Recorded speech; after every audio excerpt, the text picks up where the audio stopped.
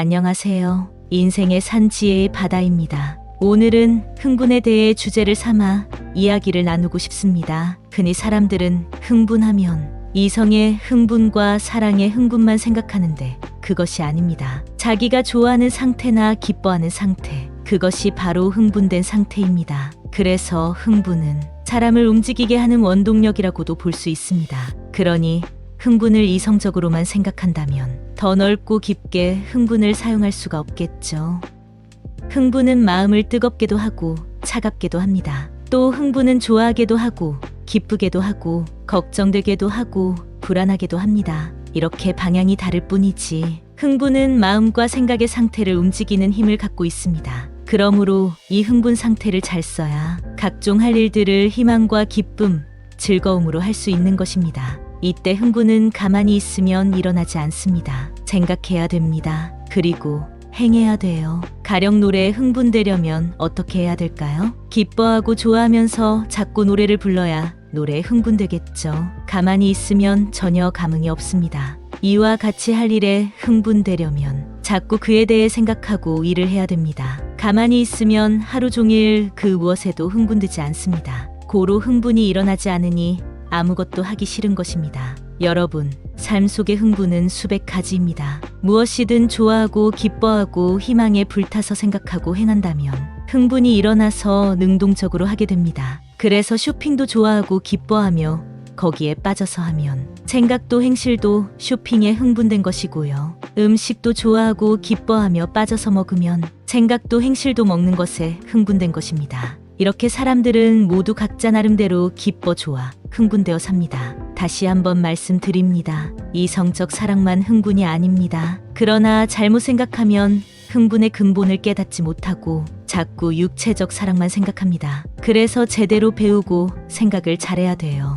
육체적 사랑만 흥분을 주는 것이 아닙니다. 자기가 좋아하고 기뻐하며 어떤 것을 생각하고 행하면 거기에 흥분된다는 것입니다. 좋아하고 기뻐하지 않으면 어떤 일이든 힘든 법이지만 흥분되면 좋아하고 기뻐하니 힘든 일도 하게 됩니다. 그러므로 좋아하는 것, 기뻐하는 것 자체가 참으로 크다고 하는 것입니다. 앞서 말씀드린 대로 좋아하고 기뻐하기 위해서는 가만히 있지 말고 생각하고 행해야 돼요. 그래야 흥분이 일어나서 꼭 할 일을 하게 됩니다. 다시 말해 자기 책임에 할 일을 좋아하고 기뻐하며 해야 힘도 안 들고 쉽게 하게 되는 것입니다. 하나의 이야기를 들려드리겠습니다. 하루는 한 사람이 매일 꼭 해야 될 일을 놓고 오늘도 또 일을 해야 되네, 힘들어, 지겨워 하며 질린 상태에서 했습니다. 그랬더니 진절머리가 처지고 일이 너무 지겹고 힘들었습니다. 일이 크게 보이고 일하는 것이 괴로웠습니다. 너무 하기 싫어서 급기야 일을 줄여버렸습니다. 그러니 남은 일마저 이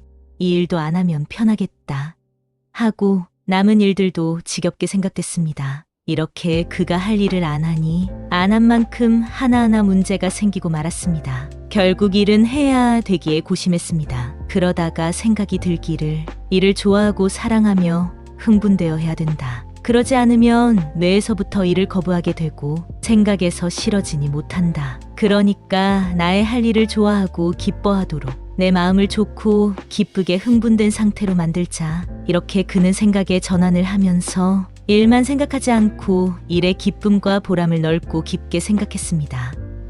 여러분, 일을 해도 왜 하는지 모르고 감흥이 없으면 일의 기쁨을 못 느낍니다. 그래서 그는 그 일로 인한 뜻과 목적을 생각하며 왜 즐겁고 기쁜지 생각했다고 했습니다. 그랬더니 그 어떤 일도 좋아하고 기뻐하며 흥분된 상태에서 하게 되었고, 그랬더니 일하는 것이 힘들지 않고 하면 할수록 계속해서 성과를 얻게 되었습니다. 이와 같이 목적을 이루기 위한 마음을 가져야 기쁨이 사라지지 않고 그로 인해 마음 흥분이 연속됩니다. 실상 우리는 저마다 매일 할 일을 놓고 오늘도 또 일해야 되네, 또 공부해야 되네, 힘들어, 지겨워 할 때가 많습니다. 그럼 그때마다 그 일의 목적을 생각하고 보람을 생각하면서 즐거워하고 기뻐하며 해보세요. 누구나 해당하는 일에 흥분되어서 해야 일이 힘들지도 않고 지겹지도 않고 진절머리도 안 치고 행한 만큼 목적과 보람을 누리게 됩니다. 그래서 공부도 좋아하고 기뻐하면서 해야 지식이 뇌에 쏙쏙 들어오고 잘 외워진다고 하는 거예요.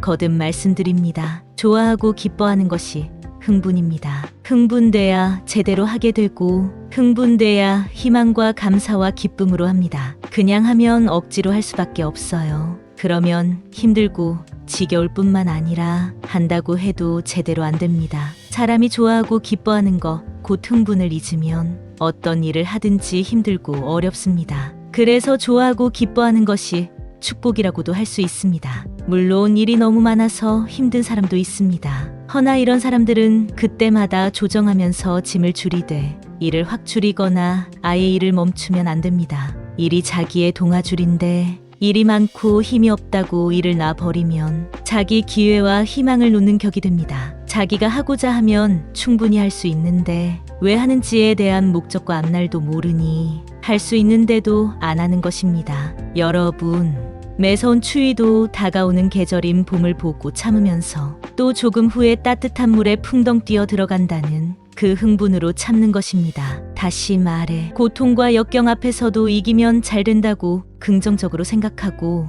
그것을 보고 가는 것입니다. 못 참고 포기하면 기쁨의 흥분은 끝납니다. 뿐만 아니라 얻을 대가도 못 얻고 끝나니 얼마나 안타깝습니까? 추워서 오들오들 떨린다면 온탕을 향해서 뛰어가는 것입니다. 비유컨대 온탕은 곧 희망입니다. 희망이 흥분입니다. 그러나 가다 말면 기쁨의 흥분이 없어지고 추위에 주저앉아 탄식하고 지옥 같은 고통을 겪을 뿐입니다. 마지막으로 여러분, 때로는 참고 견딤이 의가 되어 자기를 계속 흥분시키기도 합니다. 그래서 어려워도 힘든 마음을 인내하는 것만으로도 삶을 흥분시킬 수 있습니다. 그러니 불의를 참고 의를 행하면서 우리 자신을 흥분시켜 보세요. 분노, 혈기, 자포자기, 각종 비행 등 불의한 것을 폭발시켜 마음을 흥분시키지 마십시오. 매듭 짓겠습니다. 자기가 좋아하고 기뻐하면서 하면 흥분되어 하니 제대로 하게 됩니다. 이처럼 좋아하고 기뻐함으로 흥분돼서 해야